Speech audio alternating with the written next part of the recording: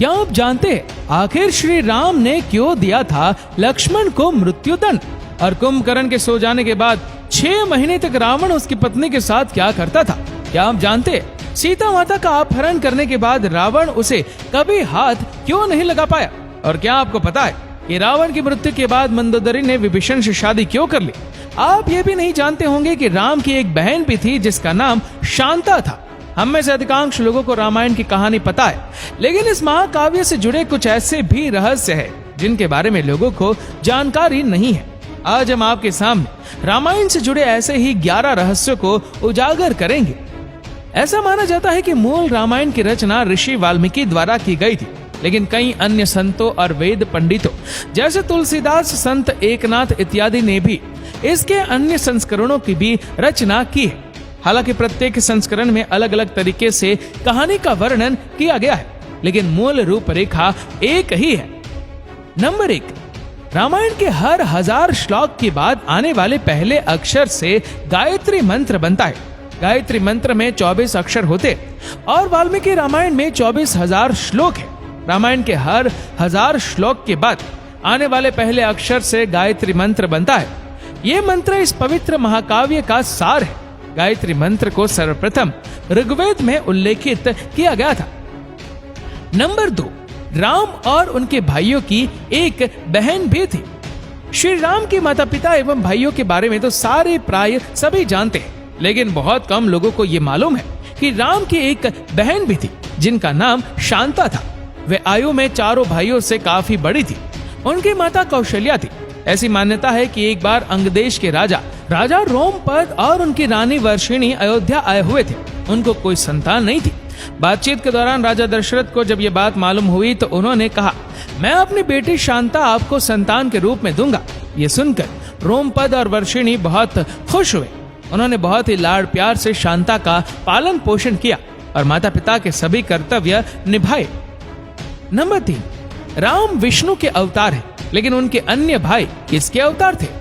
राम को भगवान विष्णु का अवतार माना जाता है, लेकिन क्या आपको पता है कि उनके अन्य भाई किसके अवतार थे? लक्ष्मण को शेषनाग का अवतार माना जाता है, जो क्षीर सागर में भगवान विष्णु का आसन है, जबकि भरत और शत्रुघ्न को क्रम से भगवान विष्णु द्वारा हाथों में धारण किए गए सुदर्शन चक्र और शंख शैल का अवतार माना जाता है। नंबर 4, सीता के स्वयंवर में प्रयोग हुए भगवान शिव के धनुष का नाम क्या था? हम में से अधिकांश लोगों को पता है कि राम का सीता से विवाह एक स्वयंवर के माध्यम से हुआ था। उस स्वयंवर के लिए भगवान शिव के धनुष का इस्तेमाल किया गया था, जिस पर सभी राजकुमारों को प्रत्यंशा चढ़ानी थी। लेकिन बहुत कम लोगों को पता होगा कि भगवान शिव के उस धनुष का नाम पिनाक था। नंबर 5, 14 वर्षों तक जागते रहे लक्ष्मण।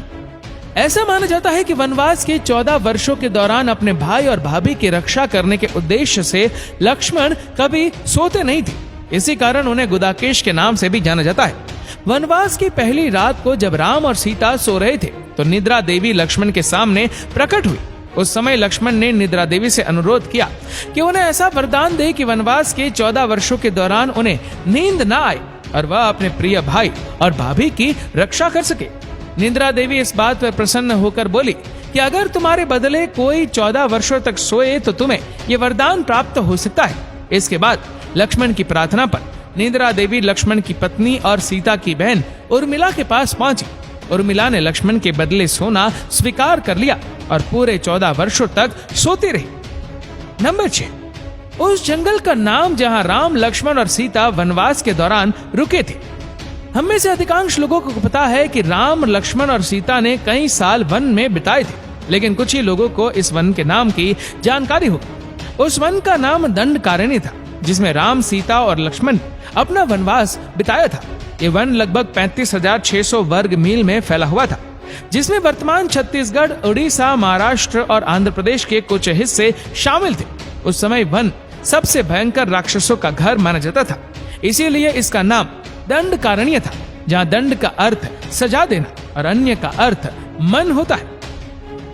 नंबर 7, लक्ष्मण रेखा का वर्णन वाल्मीकि रामायण में नहीं है। पूरी रामायण की कहानी में सबसे पेचीदा प्रकरण लक्ष्मण रेखा की घटना है, जिसमें लक्ष्मण वन में अपनी झोपड़ी के चारों ओर एक रेखा खींचते हैं। जब सीता के अनुरोध पर राम स्वर्ण हिरण को पकड़ने और मारने की कोशिश करते हैं तो वो हिरण राक्षस मारीच का रूप ले लेता है।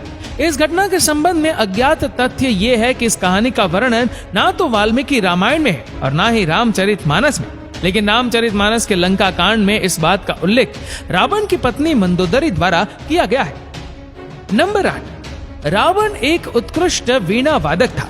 इस बात की पुख्ता जानकारी है कि रावण एक बहुत ही बड़ा विद्वान था और उसने वेदों का भी अध्ययन किया था। लेकिन क्या आपको पता है कि रावण के ध्वज में एक प्रतीक के रूप में वीणा होने का कारण क्या था? जो कि रावण एक उत्कृष्ट वीणा वादक था, जिसके कारण उसके ध्वज में प्रतीक के रूप में वीणा अंकित थी। हालांकि रावण इस कला को ज्यादा तवज्जो नहीं देता था, लेकिन उसे यह वाद्य यंत्र बजाना बहुत पसंद था। नंबर 9, आखिर कुंभकर्ण 6 महीने तक क्यों सोता था? रामायण में वर्णित है कि कुंभकर्ण लगातार 6 महीने तक सोता था। वो सिर्फ एक दिन खाने के लिए उठता और पुनः 6 महीनों के लिए सो जाता था।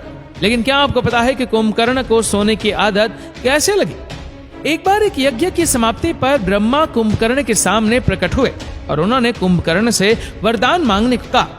ये देखकर इंद्र को यह डर सताने लगा कि कहीं कुंभकर्ण वरदान में इंद्रासन न मांगे, इसलिए उन्होंने देवी सरस्वती से अनुरोध किया कि वो कुंभकर्ण की जिह्वा पर बैठ जाए, जिससे वो इंद्रासन के बदले निंद्रासन मांग ले। इस प्रकार इंद्र की ईर्ष्या की वजह से कुंभकर्ण को सोने का वरदान प्राप्त हुआ। नंबर 10, नासा ने भी स्वीकार किया राम सेतु के अस्तित्व को। रामायण की कहानी के अंतिम चरण में वर्णित है कि राम और लक्ष्मण ने वानर सेना की मदद से लंका पर विजय प्राप्त करने के लिए एक पुल का निर्माण किया था। ऐसा माना जाता है कि ये कहानी लगभग 17,50,000 साल पहले की है। हाल ही में नासा ने श्रीलंका और भारत को जोड़ने वाले एक प्राचीन मानव निर्मित पुल की खोज की है और शोधकर्ताओं और पुरातत्वविदों के अनुसार इस पुल के निर्माण की अवधि भी रामायण महाकाव्य में वर्णित पुल के निर्माण काल से मिलती है। नासा के उपग्रह द्वारा खोजे गए इस पुल को एडम्स ब्रिज कहा जाता है और इसकी लंबाई लगभग 30 किलोमीटर है।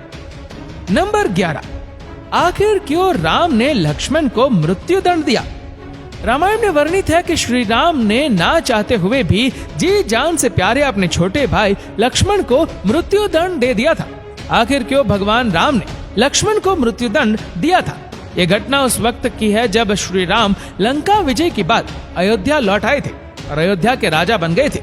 एक दिन यम देवता को कोई महत्वपूर्ण चर्चा करने के लिए श्री राम के पास आना था। चर्चा आरंभ करने से पूर्व उन्होंने भगवान राम से कहा कि आप मुझे वचन दें कि जब तक मेरे और आपके बीच वार्तालाप होगा, हमारे बीच कोई नहीं आएगा और जो आएगा उसे आप मृत्यु दंड देंगे। इसके बाद राम लक्ष्मण को ये कहते हुए द्वार पर नियुक्त कर देते हैं कि जब तक उनकी बात हो रही है वह किसी को भी अंदर न आने, अन्यथा वे उसे मृत्यु दंड दे देंगे। लक्ष्मण भाई की आज्ञा मानकर द्वारपाल बनकर खड़े हो गए। लक्ष्मण को द्वारपाल बने कुछ ही समय बीतने के बाद वहां पर ऋषि दुर्वासा का आगमन होता है। जब दुर्वासा ने लक्ष्मण से अपने आगमन के बारे में राम को सूचित करने के लिए कहा तो लक्ष्मण ने विनम्रता के साथ मना कर दिया। इस पर दुर्वासा क्रोधित हो गए तथा उन्होंने संपूर्ण अयोध्या को श्राप देने की बात कही। लक्ष्मण ने शीघ्र ही यह निश्चय कर लिया कि उनको स्वयं का बलिदान देना होगा ताकि नगरवासियों को ऋषि के इस श्राप से बचाया जा सके। उन्होंने भीतर जाकर दुर्वासा के आगमन की सूचना श्री राम को दे दी। अब श्री राम दुविधा में पड़ गए क्योंकि उन्हें अपने वचन के अनुसार लक्ष्मण को मृत्यु दंड देना था। इस दुविधा की स्थिति में श्री राम ने अपने गुरु वशिष्ठ का स्मरण किया और कोई रास्ता दिखाने को कहा। गुरुदेव ने कहा कि अपनी किसी प्रिय वस्तु का त्याग उसकी मृत्यु के समान ही है। अपने वचन का पालन करने के लिए लक्ष्मण का त्याग कर दो। लेकिन जैसे ही लक्ष्मण ने यह सुना तो उन्होंने राम को कहा कि आप भूल कर भी मेरा त्याग नहीं करना। आपसे दूर रहने से तो ये अच्छा है कि मैं अपने वचन का पालन करते हुए मृत्यु को गले लगा लूं।